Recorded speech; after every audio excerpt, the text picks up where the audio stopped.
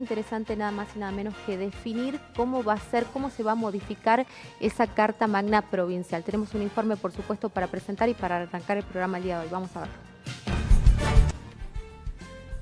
Esta presentación del proyecto de ley de necesidad de la reforma en la Cámara de Senadores, donde por unanimidad fue votada.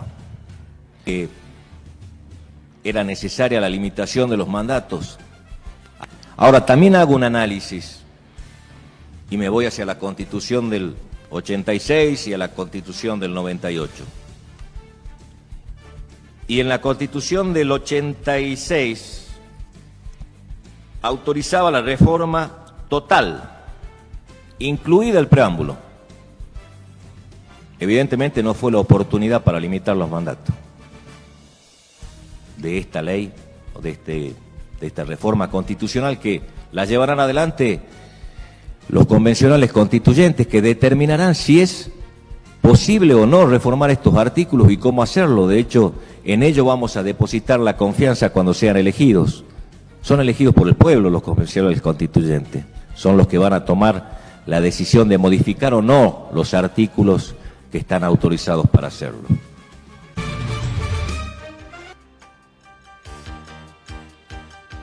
Bueno, así abríamos el programa del día de hoy. Como te decía, un tema que es muy importante, que es trascendental, fundamental, porque tiene que ver con los destinos, nada más y nada menos que de nuestra provincia, ¿no? Por eso hemos invitado a 4 referentes, 4 integrantes de las distintas listas y los distintos frentes que se han conformado por estas elecciones.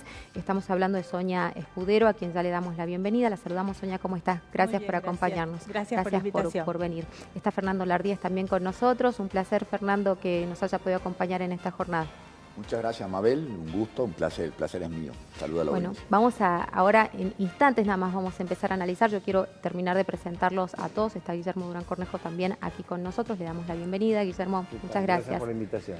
Y también está Daniela Planes acompañándonos en esta jornada. Daniela, bienvenida.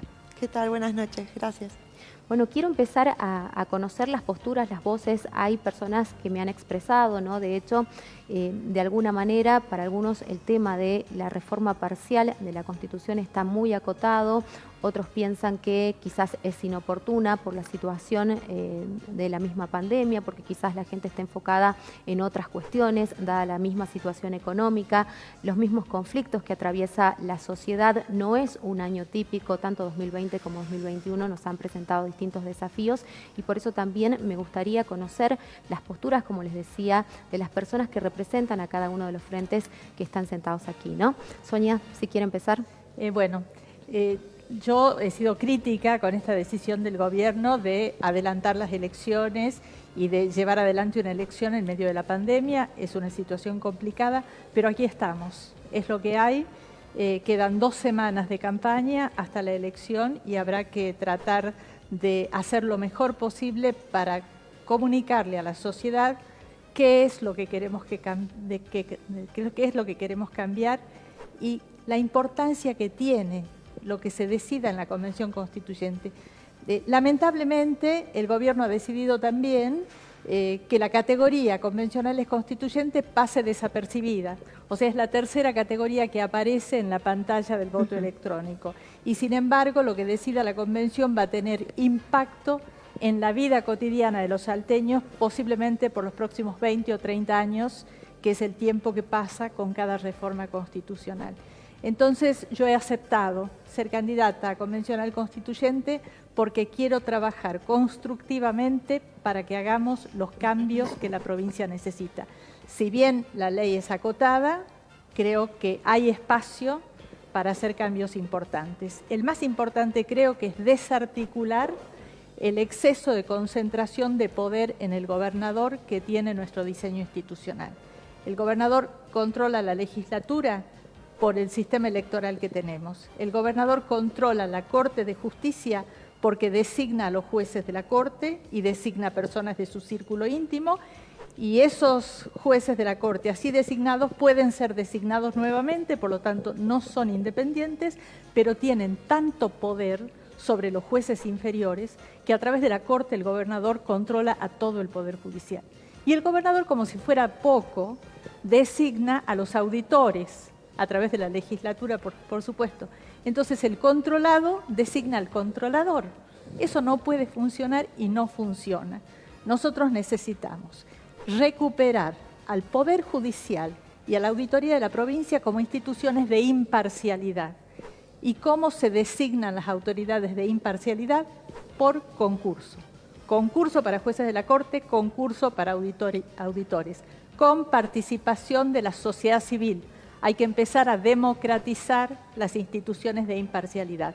La sociedad civil participa en este concurso, elige a las mejores personas, las más formadas, las más comprometidas, las que tengan una trayectoria de gran compromiso, no solo de conocimiento, sino de gran compromiso con los derechos humanos, con la justicia y con la democracia fundamentalmente.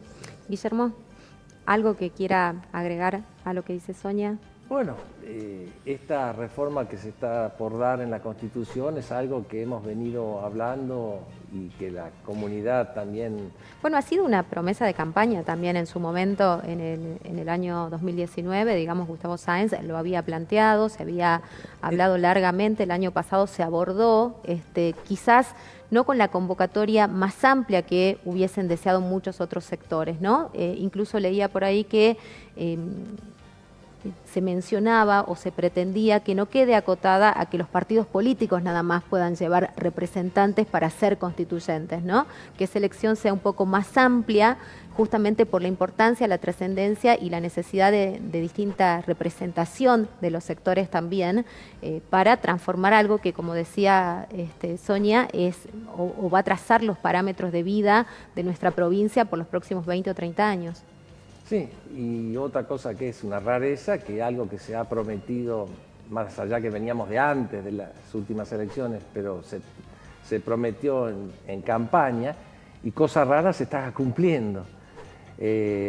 Si es lo que a mí me deja conforme, la verdad que no, me hubiese gustado que la reforma incluyera muchos más artículos, había bastante más para hacer, pero es a lo que se llegó por consenso. Entonces, entre esto y nada, la verdad que lo acepto y me parece fantástico. Hay mucho para trabajar y, como bien dijo Sonia Escudero, estos resultados de la tarea de la Convención Constituyente va a marcar a toda la comunidad, va a causar efecto directo e inmediato. O sea, no es un simple maquillaje.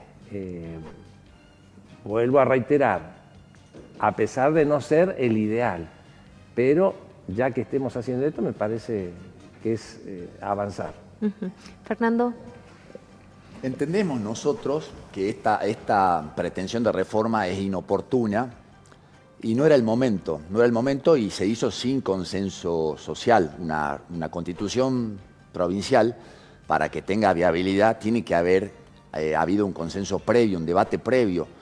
En los fundamentos del proyecto de ley que ingresaron a la Cámara de Senadores se dice que hubo un consenso previo con las universidades, con los colegios profesionales, pero esto no fue así. No se preguntó a la Católica, a los colegios profesionales. El otro día nos encontramos fuimos a visitar el gremio de empleo judicial y nos dijeron que jamás el vicegobernador Marocco había ido a visitarlo, a plantear la necesidad de reforma y escuchar opiniones. El Colegio de Abogados no fue previamente, es decir, el consenso hubo una vez que tuvieron fijados los temas. Entonces, y aparte, una constitución no se reforma a partir de una promesa de campaña, como diciendo yo cumplí. ¿No? Esto lo digo objetivamente. Una constitución se reforma a partir del consenso social, del acuerdo entre todas las instituciones intermedias, colegios profesionales, y a su vez no es algo que venga de este gobierno. Esto es algo que viene del gobierno anterior. Uno supone que el gobernador entrante va a controlar al gobernador saliente. Pareciera como que hubiera habido un acuerdo para declarar vitalicio a los jueces de corte que los mismos gobernadores designaron.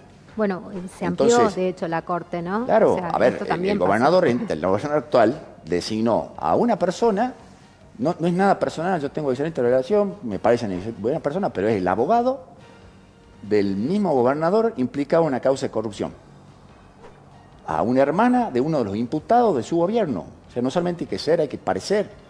Entonces, aparte, a ver, si el gobierno está diciendo que quiere lograr la mayor transparencia política e institucional, me parece que eso no radica, es decir, la institucionalidad, la independencia del Poder Judicial no radica en la limitación de los mandatos de los jueces de corte, que en este caso ellos pretenden hacerlo vitalicio. La sociedad no quiere eso, claramente no quiere eso. Obviamente que con una fórmula tramposa, dicen que quieren volver a la fórmula del 86, como recién decía el gobernador ahí. Y la fórmula del 86, de Roberto Romero, dicen 6 años y son reelectos quedan vitalicios. Eso no quiere la sociedad. Entonces, y de todas maneras, pero, la independencia, sí. A ver, déjeme que termine el concepto, pero la independencia del Poder Judicial no está en la duración de los mandatos, está en la forma de designación, que nosotros, al igual que el espacio que representa Sonia, nosotros entendemos que tiene que ser por concurso público de antecedente y oposición, integrado por varias personas. Nosotros proponemos los jueces, el Ministerio Público, el Colegio de Abogados, cada uno un abogado de cada distrito, las 2 universidades, una asociación civil intermedia cuyo objeto sea la defensa de la democracia, de reconocida trayectoria, 2 catedráticos de fuera de la provincia con especialidad en Derecho Constitucional y un representante del gremio de empleos judiciales. Bueno, sin injerencia del gobernador y con acuerdo del Senado. Claro, ¿y en qué cuestiones sí acuerda la gente? Porque por ahí el tema de la reelección, ¿no?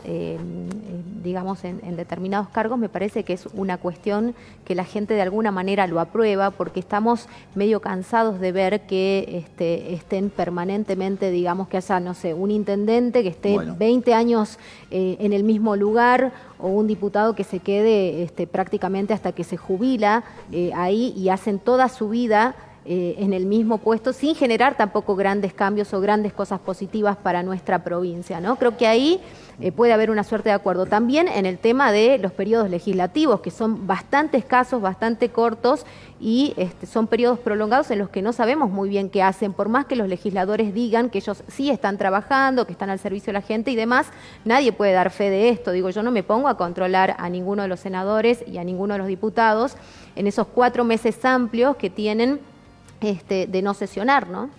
Yo concuerdo eso y apoyamos el tema de la no reelección, ¿sí? En el caso de los cargos ejecutivos y legislativos, tanto provinciales como municipales, sí, aceptamos esto. Ahora, yo le escuché al ingeniero Villada, que es candidato por el espacio del gobernador, decir que hubo un consenso previo cuando iban al interior, hablaban con todas las personas y todas las personas del interior decían que nosotros no queremos más reelecciones de intendentes y no queremos que haya sucesión parentelar entre parientes. Sin embargo, autocontradictoriamente, el mismo gobierno está proponiendo como convencional constituyente a todos los intendentes del interior. Es como que el jefe, la policía vaya al interior y hable con una chiquita de 10 años y diga, me está violando mi papá. Entonces el policía lo ponga al papá a cuidar a la chiquita. Mabel, la sociedad cree que realmente los intendentes una vez electos, van a votar en contra de sí mismos?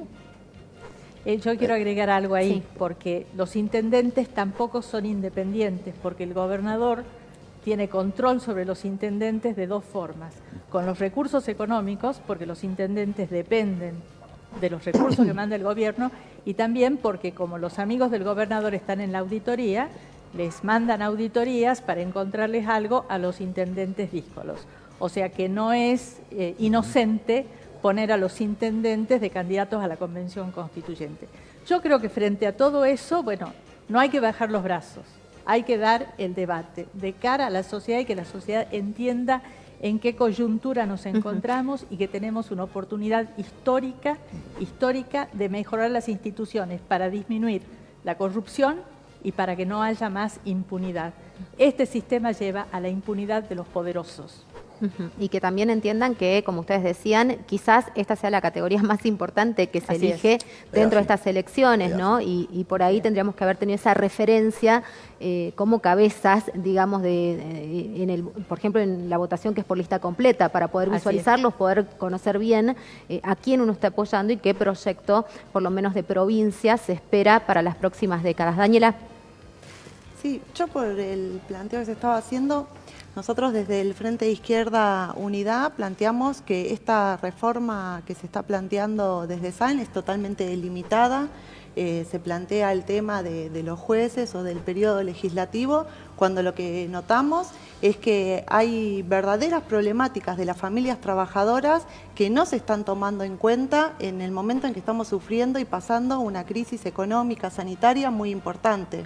Escuchaba acá a los distintos candidatos que plantean el tema de impunidad, el tema tanto el peronismo como la derecha, y me parece que lo más importante a destacar es que si no queremos impunidad y queremos cambiar las cosas, como desde la izquierda que queremos dar vuelta a todo, es que hay que tocar los intereses de los empresarios, de los terratenientes, de los banqueros. En ese sentido quiero plantear un ejemplo concreto, porque es una cifra vergonzosa y es vergonzoso que no se quiera tocar estos intereses.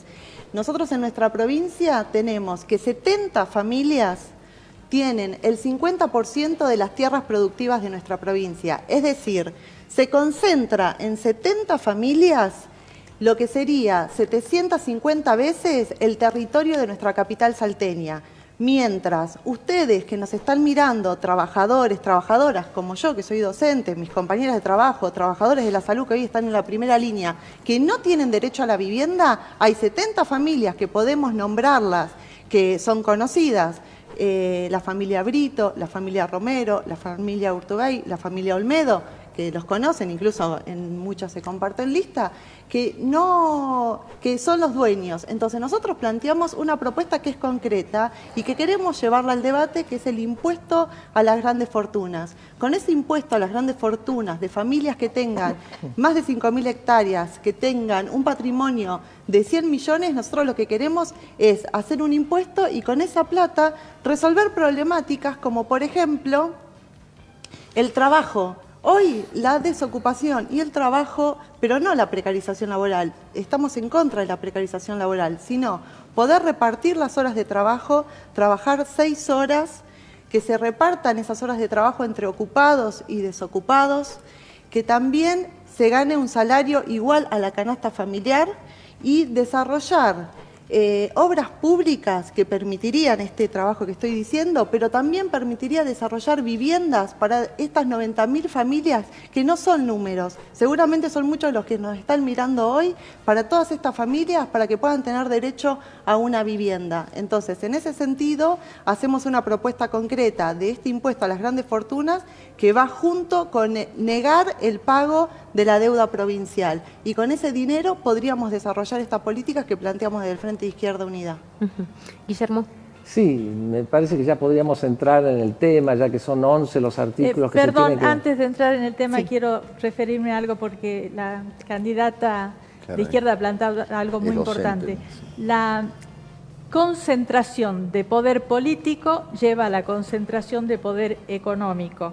Y la concentración de poder económico profundiza la desigualdad. Esa es la situación en la que estamos. Desarticular el poder político va a ayudar a desarticular el poder económico, a evitar la excesiva concentración y a que podamos tomar medidas en forma democrática para reducir desigualdades y para eliminar discriminaciones. Las instituciones son muy importantes para eso.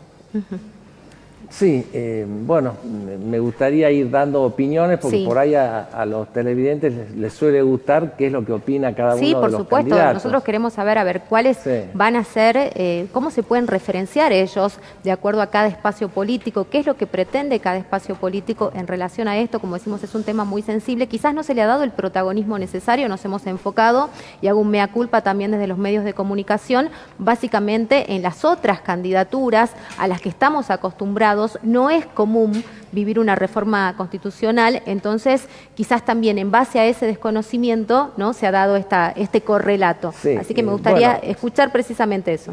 El primer punto que quiero comentar, y que sirva también de aclaración, que la Convención Constituyente es carga pública, o sea que es carácter ad honorem. Sí.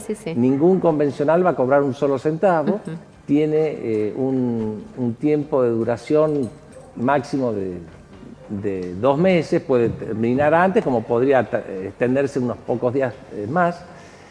Y ya yendo a los puntos, me gustaría comentar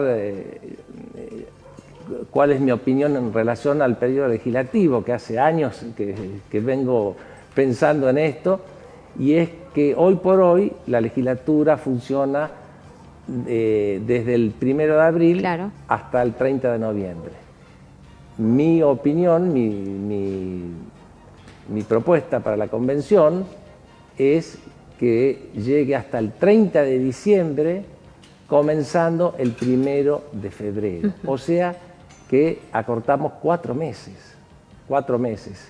Más allá de que es cierto que los legisladores no es que se van de vacaciones 4 meses, pero mejor que las cosas que estén funcionando de acuerdo a la Constitución, y me parece que sería un cambio cualitativo. Sí, sí, ese es un reclamo como generalizado que a todo el mundo le llama la atención, ¿no? Porque digo, el Consejo Deliberante abre sus sesiones el 1 de marzo, también tiene un periodo largo en el que no sabemos muy bien cómo se maneja ese trabajo. Confiamos en que, bueno, que puedan seguir trabajando, pero digo, no nos consta cómo son las actividades. Pero diputados y senadores tenían ese periodo tan extenso que hasta el día de hoy se mantiene. Bueno, esta es la oportunidad. Entonces, que se comience a trabajar, o sea, un solo mes de vacaciones es más que suficiente. Sí, sí, por supuesto, como cualquier trabajador, Exacto. ¿no? Y incluso mucho más que cualquier trabajador. Excepto la justicia. Yo A ver. quisiera decir, nosotros planteamos desde el Frente de Todos cargos ejecutivos, gobernador y vice, e intendentes, un solo periodo sin reelección inmediata. Eso es volver a la Constitución de Salta de siempre hasta 1998.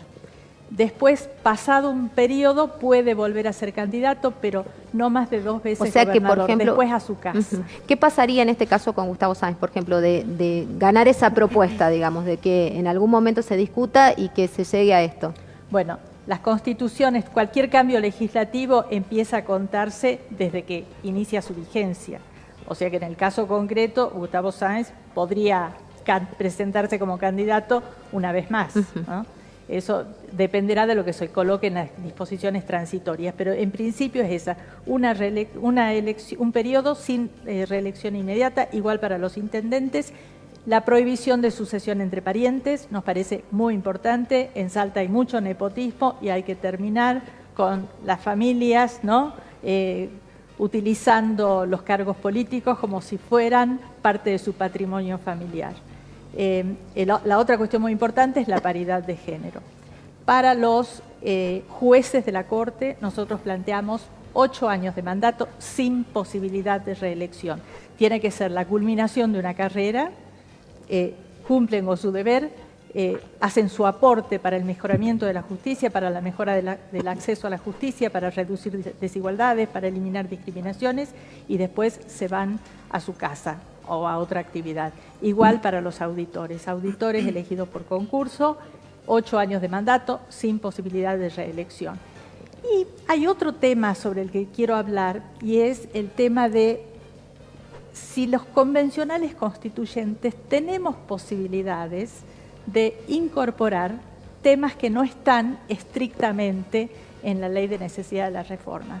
Y ahí quiero decir que la Corte Suprema de Justicia de la Nación, en el caso Schifrin, donde se cuestionaba un artículo modificado en la Constitución del 94 porque supuestamente no estaba en la Ley de Habilitación de la Reforma, ahí dijo que el Poder Judicial tiene que ser muy prudente en el control, porque la Convención Constituyente tiene un carácter de legitimación popular que hay que respetar la decisión de los convencionales constituyentes, a menos que haya un desvío completo de la ley, porque de lo contrario se estaría estableciendo que es el Congreso, en este caso la legislatura, quien escribe la Constitución, y no es así.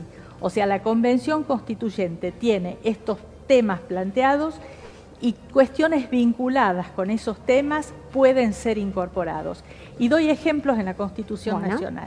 La Ley de Necesidad de la Reforma de la Constitución Nacional establecía, por ejemplo, amparo y habeas corpus. Los convencionales incorporaron habeas data, no estaba, y sin embargo se incorporó y es válido.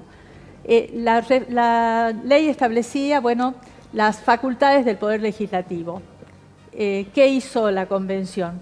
Incorporaron los tratados de derechos humanos con rango constitucional. Eso no estaba y sin embargo está aceptado. Con relación a los pueblos indígenas, la ley decía reconocimiento de su cultura, ¿no? Y bueno, ¿y qué dijo la Convención? Reconocemos personería jurídica y reconocemos el derecho de posesión y propiedad de las tierras que ocupan ancestralmente. Y bueno, fue válido. Y todo eso considera la Corte es válido, aunque no estaba en la ley de necesidad de la reforma. Entonces, no tenemos que constreñirnos mucho a esos artículos planteados. Ahí están los temas. Esos artículos nos señalan los temas. Y dentro de esos temas, lo que tenemos que generar son acuerdos para incorporar aquello que hoy no está en la Constitución, pero que la experiencia demuestra, como el tema de sucesión entre parientes, por ejemplo, como el tema de la falta de equidad de género, podemos incorporarlos perfectamente en la norma constitucional. ¿Cómo garantizamos la independencia? Porque digo, más allá de todos estos planteos, ¿no? Qué sé yo, cuando pensamos en un concurso y que del concurso efectivamente va a resultar el más idóneo, también puede llegar a ser hasta engañoso. Pienso por ahí en los famosos concursos de jueces de primera instancia, donde yo decía, yo en algún momento he accedido a leer esos exámenes y realmente cualquier alumno de abogacía de primero o de segundo año lo dan magistralmente, digo, porque no son cosas tan difíciles. Y después cuando esa famosa terna, bueno, era enviada al gobernador, muchas veces ni siquiera salía el que mejor puntaje había obtenido, ¿no? Cuando decimos que son cuestiones básicas, que no son cuestiones tan elaboradas o que necesiten una capacitación mayor. ¿Cómo garantizamos que efectivamente llegue el mejor o la mejor o los mejores y que además de esto, en todo lo que tenga que ver con el ejercicio de la justicia y del control, porque también se mencionó el tema de la auditoría, efectivamente esto tenga un buen curso, un buen correlato y no tengamos que estar pensando, digamos, que más allá de todas las buenas intenciones, seguimos en la misma circunstancia que ahora? Bueno, justamente, ¿cuál es el tribunal del concurso? Nosotros tenemos un Consejo de la Magistratura muy defectuoso que lamentablemente no ha sido incorporado por los legisladores, porque el Consejo de la Magistratura está presidido por la Corte. Entonces, la Corte tiene poder de decidir quiénes ingresan y quiénes ascienden, y también quiénes van a ser destituidos, porque también preside el jurado de enjuiciamiento. Entonces, nosotros lo que proponemos es, para la Corte y para la auditoría, jurados fuera de la política, fuera de la política. La selección está fuera de la política, está con la sociedad civil, con las entidades intermedias. Y después, una vez seleccionados de esa forma absolutamente independiente, la designación queremos que sea por la Asamblea Legislativa. O sea que va a haber un control político al final de esos seleccionados con la Asamblea Legislativa. Porque hoy el acuerdo del Senado es algo que no se sabe lo que pasa, ¿no? Nosotros necesitamos, de cara a la sociedad, la Asamblea Legislativa dice por qué está designando a estas personas que superaron el concurso y que tienen una trayectoria impecable, porque eso da la posibilidad de control popular, ¿no es cierto? Que si hay alguien que conoce algún obstáculo por el cual no es conveniente que esa persona llegue, que pueda decirlo y que sea escuchada, y no como es ahora, ¿no? Bueno, lo vamos a seguir desarrollando en instantes nada más. Nosotros tenemos que ir a una pausa, ya volvemos.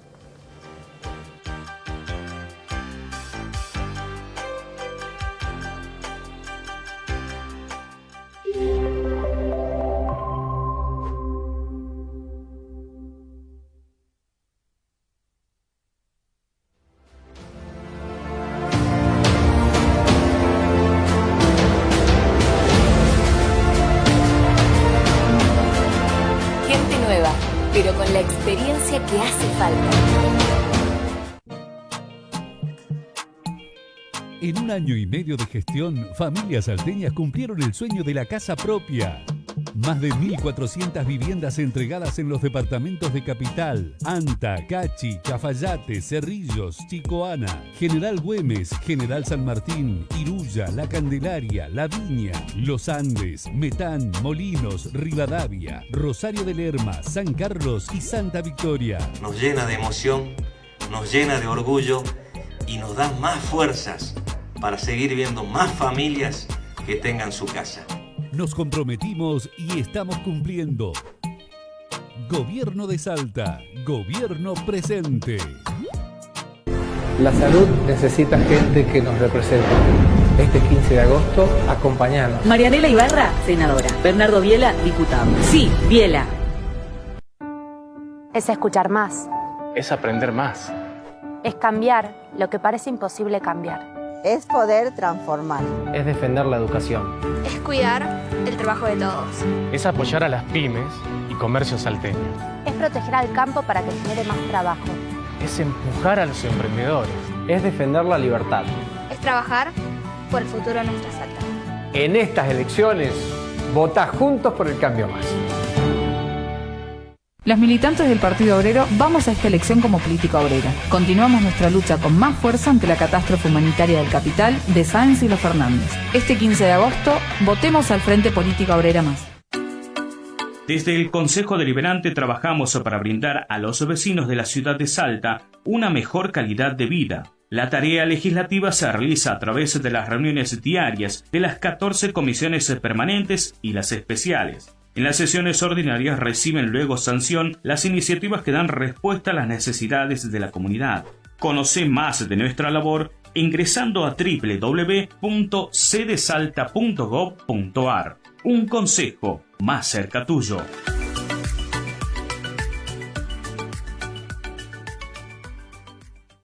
La salud necesita gente que nos represente. Este 15 de agosto, acompañanos. Marianela Ibarra, senadora. Bernardo Biela, diputado. Sí, Biela.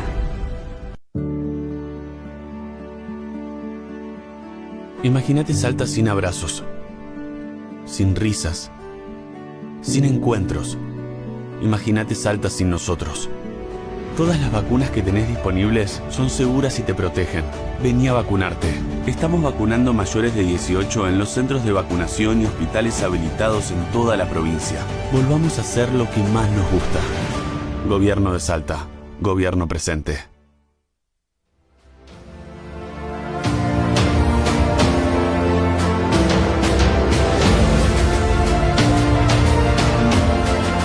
Gente nueva, pero con la experiencia que hace falta.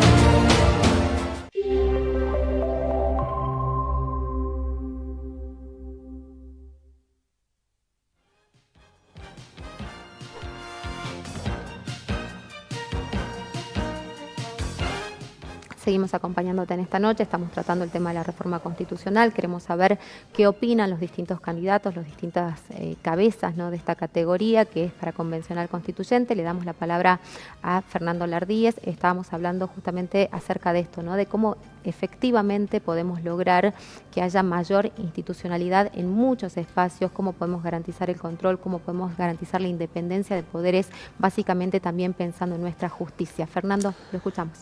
Quería hablarle a los televidentes y hacerles conocer que, si bien soy abogado, decirles que el objeto de la reforma está enmarcado en ciertos artículos, entre los cuales no está lo propuesto por la candidata. Digamos, capaz que en una de esas no sea, como no sea abogada, no lo sepa, pero es pasible de una nulidad, eso no se puede tratar. Hay que avisarle bien, hay que decirle la verdad a los televidentes y eso no es motivo. El tema de la creación del impuesto no se puede hacer y ni siquiera se acerca, se asemeja a la institucionalidad, al encuadre con el caso Schifli, que está diciendo la doctora Schifli Leopoldo.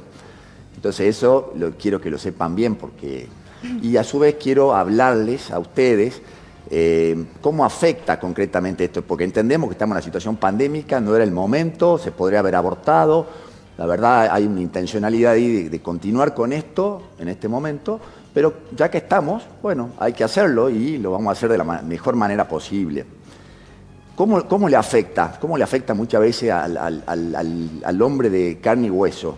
Porque con un órgano independiente de control, una auditoría general de la provincia independiente, con una corte de justicia independiente y con un procurador fiscal independiente, porque la forma de designación del procurador fiscal es de la misma manera que los ministros de la corte, de modo que si se modifica la forma de designación de los jueces de corte, también se va a modificar el jefe de los fiscales penales.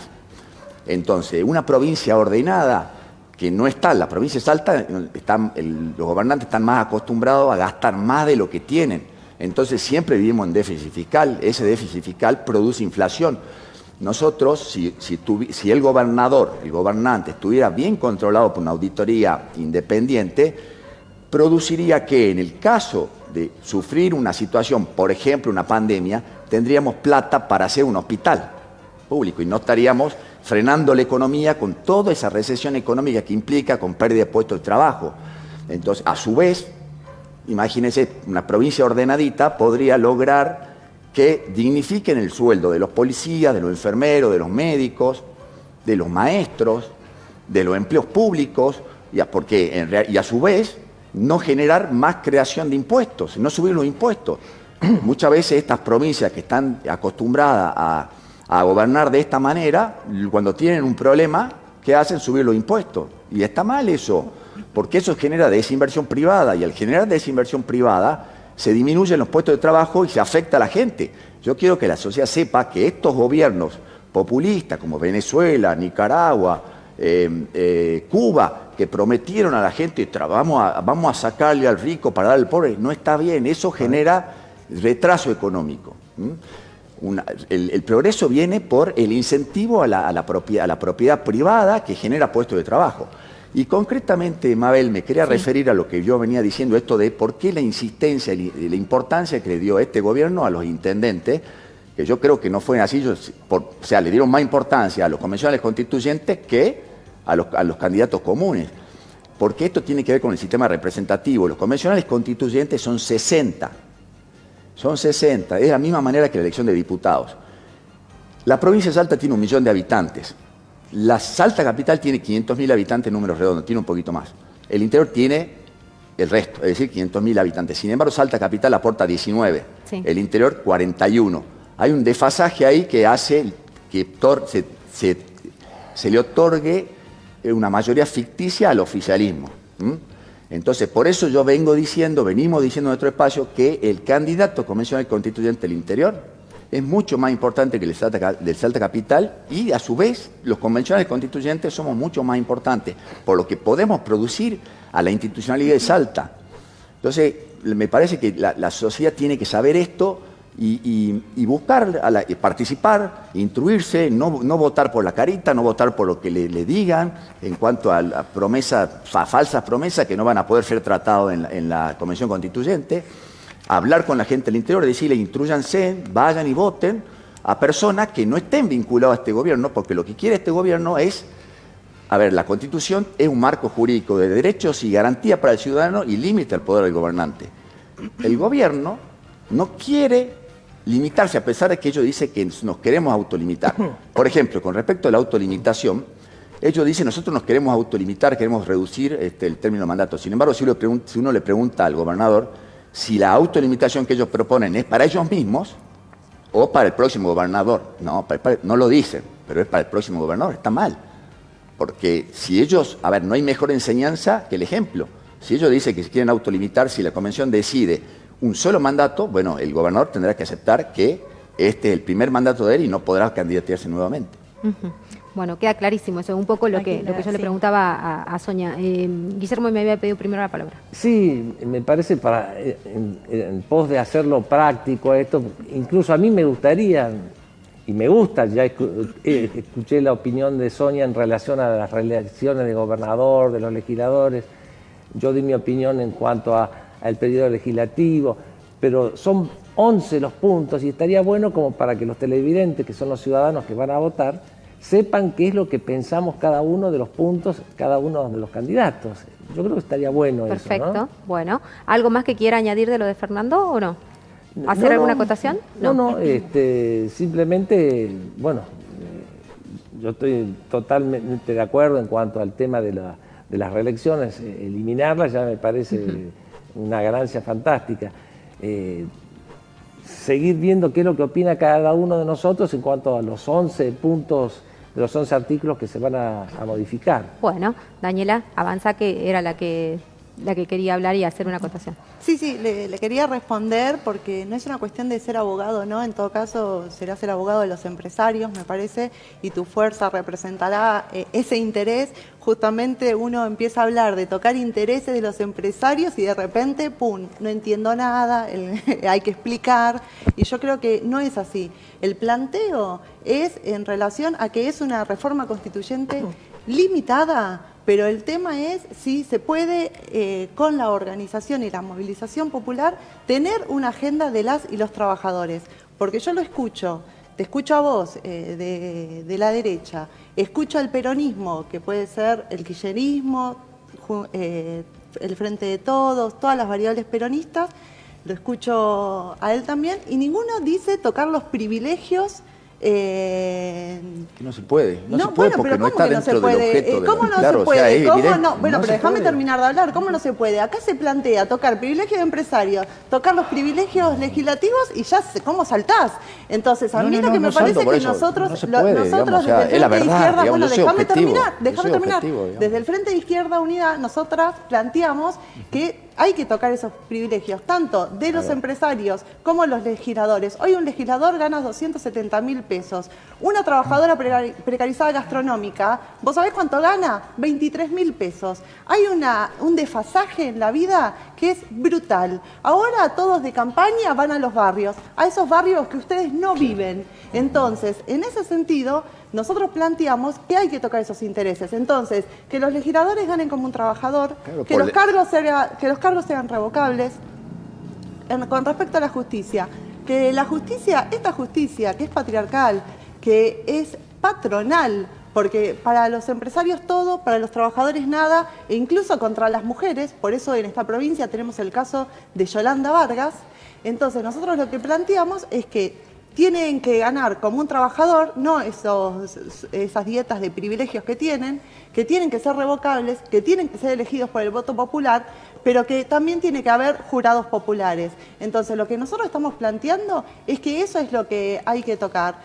Como también, bueno, pero yo lo que digo es que vos decís, bueno, hay que escuchar cada uno, bueno, escuchémonos un minutito, porque yo también lo que quiero plantear es que en ese sentido es tocar los privilegios de los empresarios y de los legisladores, y que nosotros como Frente de Izquierda Unida planteamos que hay posibilidad de hacerlo en el marco de mirar lo que pasó en Chile. En Chile se decía, no se puede, no se puede. Bueno, jóvenes que salieron a la calle y plantearon una lucha en donde se enfrentaron a la Constitución de Pinochet, se enfrentaron a Piñera y hoy se está discutiendo. Entonces no es que el discurso de no se puede no va más. Hay toda una juventud que hoy está cansada del trabajo precarizado, que ya no se banca más esta situación, y nosotros del Frente de Izquierda Unida los invitamos a que se organicen con nosotros, porque nosotros queremos emerger como tercer fuerza política y desarrollar esa fuerza en las calles como fuerza social para imponer esta agenda de las y los trabajadores, las mujeres, la disidencia en las calles. Bueno, Daniela, no es la violencia. Yo quiero agregar algo, digamos, aquí Fernando habló del sistema electoral y que como Salta está subrepresentada, 19 diputados, 19 convencionales frente al interior, que tiene la mitad de la población y que tiene una sobrerepresentación.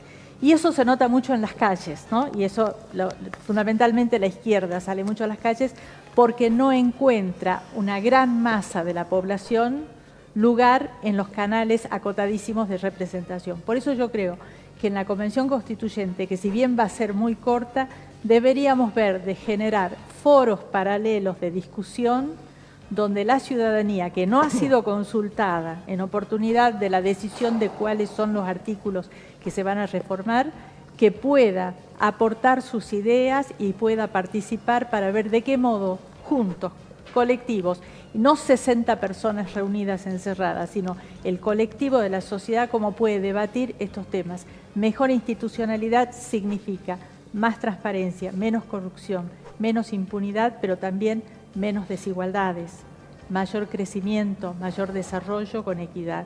Eso es fundamental. Guillermo, ¿con qué punto quiere avanzar? A ver, porque nos queda poco tiempo, yo quisiera que cada uno me vaya dando es que hasta ahora, la verdad que de la Constitución no hemos hablado nada. Yo creo que para que lo que estamos diciendo se concrete y el televidente se entere de qué es lo que pienso yo, qué es lo que piensa la señora. Bueno, a ver, en relación a la auditoría, ¿qué pasa con este tema? Porque este es un tema muy complejo, lo hemos hablado, Sonia lo ha descrito un poco. El reto de los constituyentes va a ser lograr, no solamente en la letra, porque está escrito que tiene que ser, por ejemplo, está representada la oposición, y sin embargo, todos estos años, si hay alguien que no estuvo en la auditoría de la provincia, ha sido la oposición. ¿Por qué? Y bueno, porque todos esos famosos frentes que llevan a un gobernador determinado, cualquiera sea, resulta que el día que se sientan en sus bancas, ya se desconocen. Claro, se desconocen para poder hacerse los que son de la oposición y ocupar esos cargos de manera fraudulenta.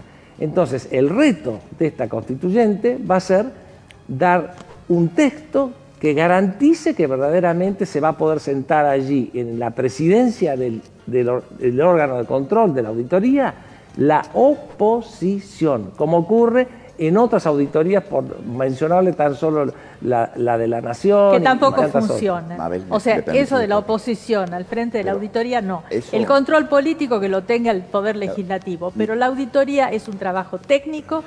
Cuando detecta irregularidades, le informa a la legislatura, le informa a la autoridad y si hay un delito, le informa al fiscal. O sea, la oposición no tiene nada que hacer en la auditoría.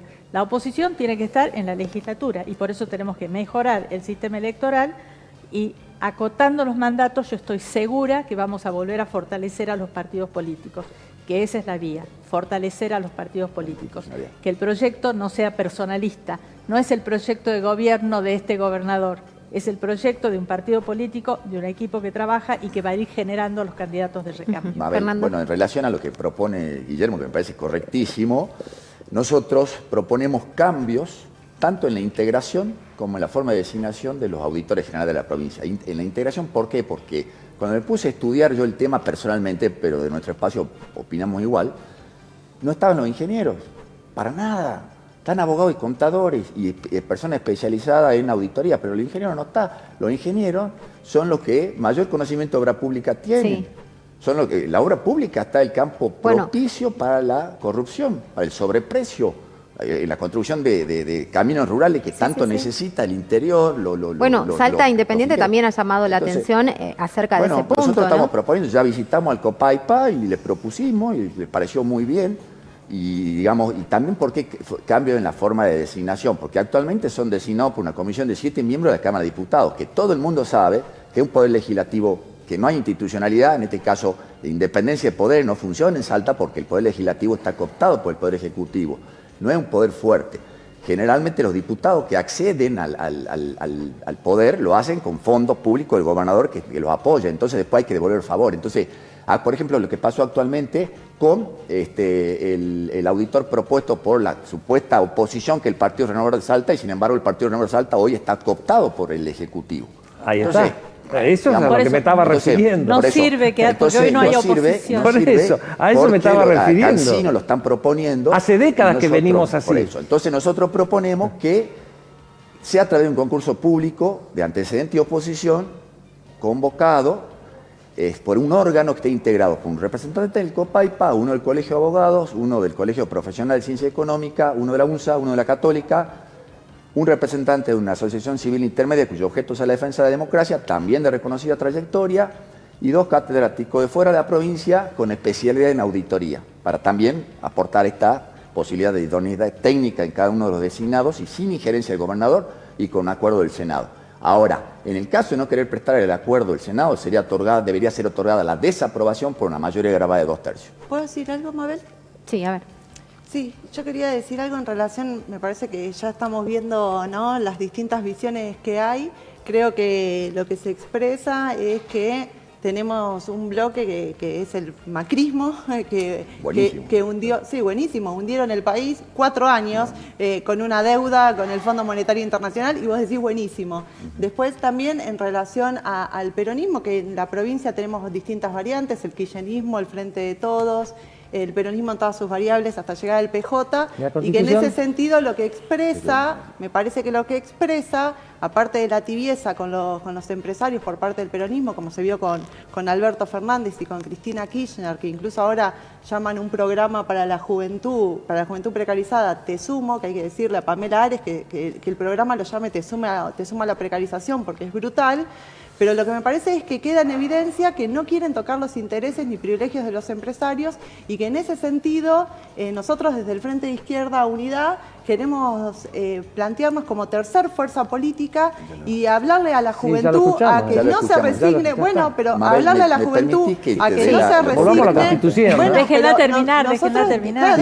Lo que pasa es que digo tocar empresarios y esas cosas y saltan. Redondea la idea, Daniel. Redondeo la idea.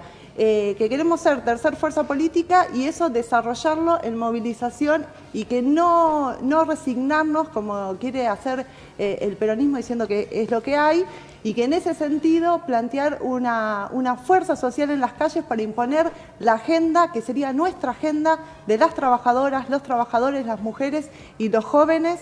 Y en ese aspecto quería plantear que se sumen a la campaña del Frente Izquierda Unidad, pero que también se sumen a desarrollar esta fuerza. En relación a lo que plantea Guillermo, nosotros proponemos que en los cargos ejecutivos y legislativos haya un solo mandato sin reelección, en todos los casos. Y para el caso de gobernadores, que es similar esquema para intendentes, que no haya sucesión recíproca entre gobernador y vicegobernador, que los ministros de gobierno, que los parientes del gobernador, vicegobernador y ministro de gobierno hasta el tercer grado de consanguinidad, afinidad o por adopción, no puedan postularse para el cargo de gobernador para el próximo periodo, solamente para el próximo periodo. No para siempre, porque algunos periodistas me dijeron esto como no, es solamente para el próximo periodo.